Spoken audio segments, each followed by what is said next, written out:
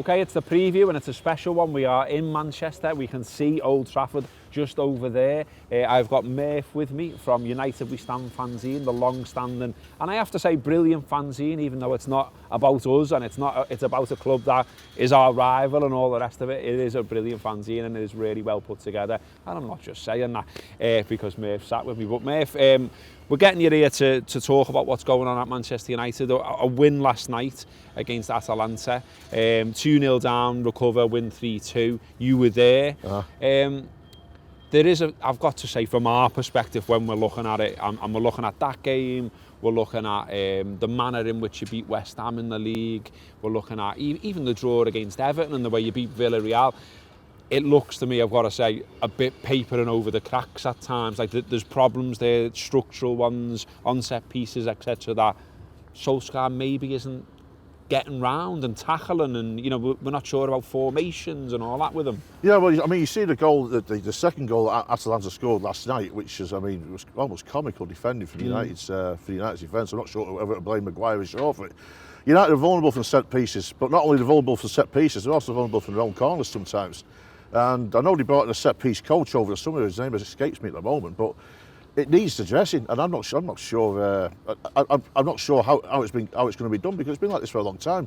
I mean, you have Louis van Gaal and Jose Mourinho, famous for the defensive way they play the football, and they're supposedly good at doing it. The United were vulnerable at defensive when they was on the team as well. I mean, you've been going a long time, mate, and seen everything, done everything, home and away, Europe, and all the rest of it. I get that it's difficult for you to talk about Solskjaer because of what he's done for the club, because the history as a player. When we were just walking up to sit down here, you mentioned Roy Evans to me, and I loved Roy, and we all wanted Roy to succeed, but then a time did come where you were like, it's not going to be Roy, is it? Are you there with Solskjaer yet? Well, he's still there. I can only hope.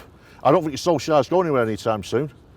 He's given a new contract in the summer. United do have a record of persevering with managers longer than sometimes he should do, so with Mourinho and Van Gaal. So I don't think Solskjaer's going anywhere anytime soon. But we all wanted to succeed. I mean, when Alex Ferguson in the dark went into 1989, I mean, United were looking at relegation at that point, and he'd been exactly the same amount of time into the job, and we all know what happened after that. Yeah. So will Solskjaer do that? To be honest with you, I don't think he will. Do I want him to? Of course I do, because he's got a great track record at Old Trafford. He's well loved by the fans. We all know why. He's a popular guy around the club, but I mean, he's been caught out badly. His team's been caught out badly in recent games.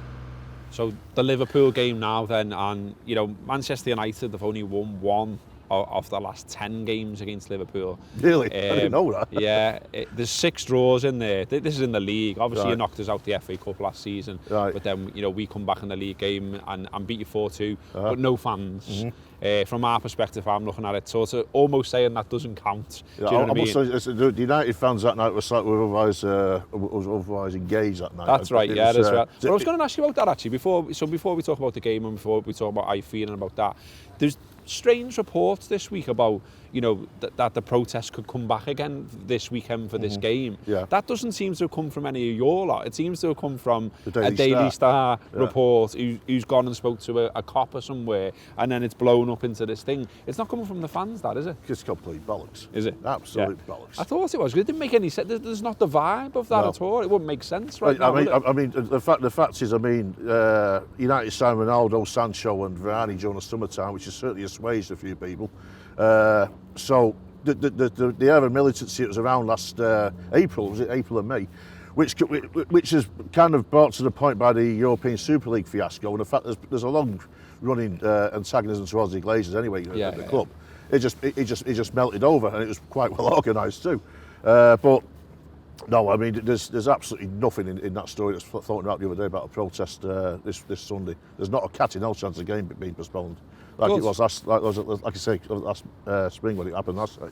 So that's that put to bed. So we know that's not happening.